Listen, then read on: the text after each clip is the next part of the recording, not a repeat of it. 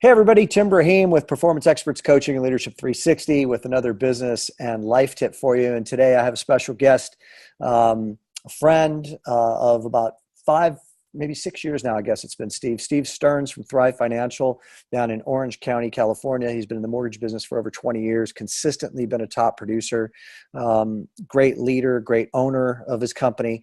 But moreover, I think that what I think of when I think of Steve Stearns and how I've gotten to know him and the contributions that he's made to the Leadership 360 family over the years, and all of our masterminding sessions is around the subject matter of life balance. And I think the word contentment comes to mind is a really important word that really, I think, embodies what you're about, Steve. And what I'd like to know, and I think that would be very valuable for those watching this to hear, is your view on the importance of balance in one's life, and how does one strive to have contentment so they're not on that hamster wheel, constantly running hard, wiping themselves out and never really happy with anything.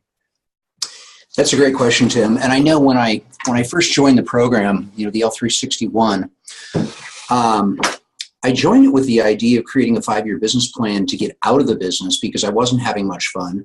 And I just wanted to make some more money, double my income, and get out of the business. And what I realized is I've gone through a pattern of achievement. And what it's looked like is all I need to do is finish college and I'll be happy. All I need to do is get married and I'll be happy. All I need to do is have 2 kids and I'll be happy. All I need to do is put $100,000 in the bank and I'll be happy. And what was happening for me is a lot of good things were happening because I was achieving a lot of things. I was meeting my goals. I was growing my production. I was buying income properties. But I was really sacrificing the present moment constantly for the future. And every time I got to my goal, I remember when I graduated college, it was one of the most depressing days of my life because I thought to myself, oh, now I need a career. And there was really no time that I spent celebrating that achievement.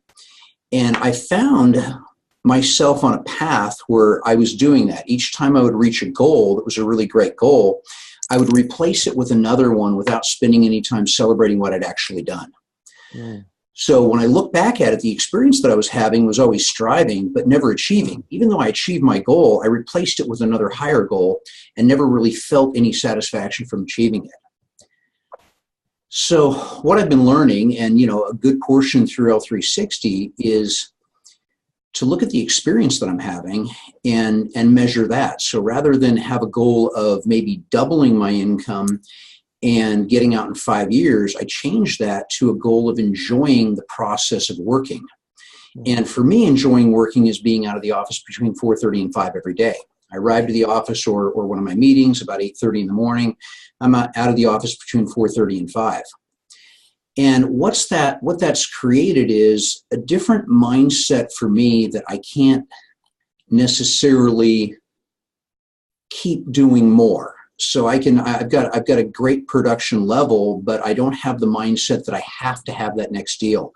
If somebody absolutely needs to meet me at 7:00 at night during the week, it's probably not a deal that I'm going to go after, but I can be very satisfied that I'm not going after it. Big paradigm shift there. That notion of focusing on the experience, focusing on the process versus the product, or focusing on the process versus the goal. Now, I would imagine I always try to put myself in the shoes of those that would be listening to this. So I'm going to ask a follow-up question.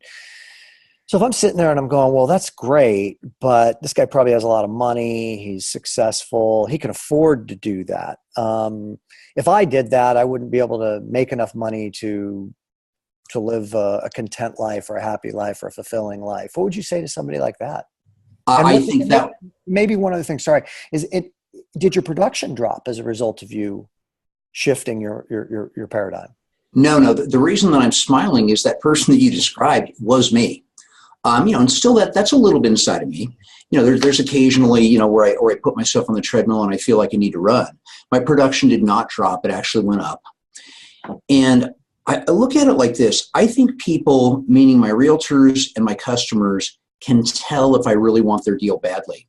And I'll be quite honest, there's no particular transaction that I really want that badly. I know I can do a good job. I know I can offer a good product, and I'm going to present that to the client, but I'm going to present it in a way where if they go in the other direction, that's fine. If the realtor needs me to return their calls at 9:30 at night, I'll simply say I don't work that late at night, and I won't be returning your calls then. If they want to go somewhere, that's fine. But I think people then feel from me that I don't need it, and that's actually more attractive. I think I attract more business by having the boundaries and being in control of my life and control of my business. So rather than lose business, I probably gain more than I lose, but I do lose some business from needier people.